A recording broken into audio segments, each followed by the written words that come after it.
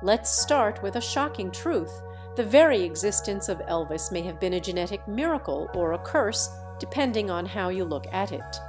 You see, Elvis's maternal grandparents, Robert and Octavia Smith, were first cousins.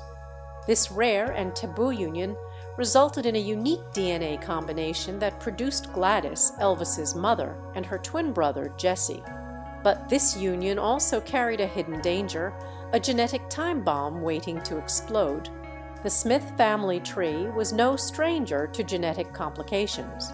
Many of Elvis's relatives suffered from various ailments and lived shortened lives. It was a family burdened by a history of health issues, a legacy that would sadly continue. When Gladys's DNA combined with that of her husband, Vernon Presley, it created a perfect storm. Elvis, with his stunning good looks and extraordinary talent, was a rare exception. He was the lucky one, but his luck may have run out the day he was born.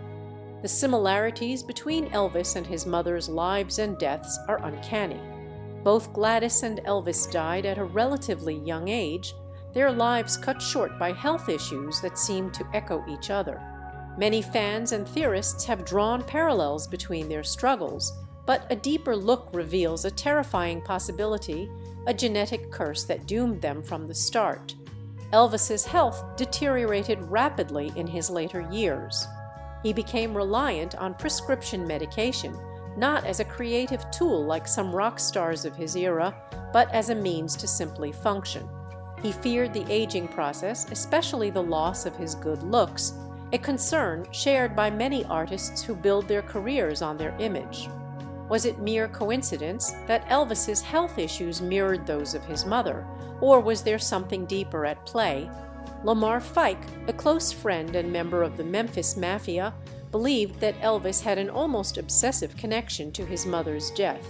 He romanticized the idea of meeting the same fate as Gladys, a disturbing thought that haunted him. Elvis admitted to thinking about the similarities between his health and his mother's, almost as if he was destined to relive her tragic end. But is it really possible that Elvis's health issues were a result of his deep-seated emotional connection to his mother? Or could it be that their shared genetic makeup was the true culprit?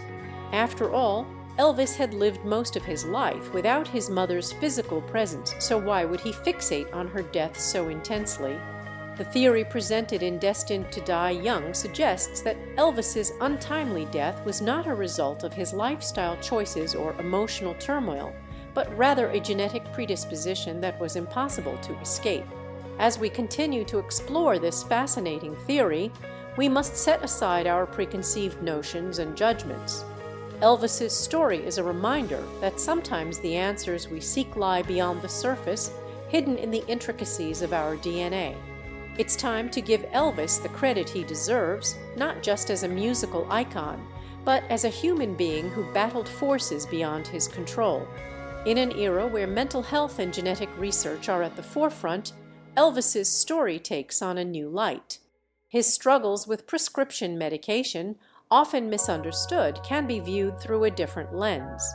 He wasn't just a rock star, he was a man battling a genetic curse, one that ultimately claimed his life and that of his beloved mother. As we delve deeper into Elvis's world, we uncover a tale of resilience, talent, and a battle against the odds. His music and his legacy continue to inspire, but it's time we recognize the challenges he faced beyond the stage.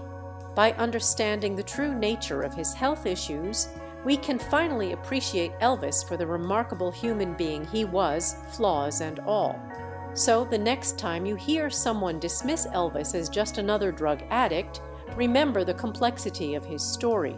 Share with them the truth, the theory that suggests his fate was sealed long before he became the king. It's time to set the record straight and give Elvis the respect he deserves, not just as an icon, but as a man who fought against a genetic curse.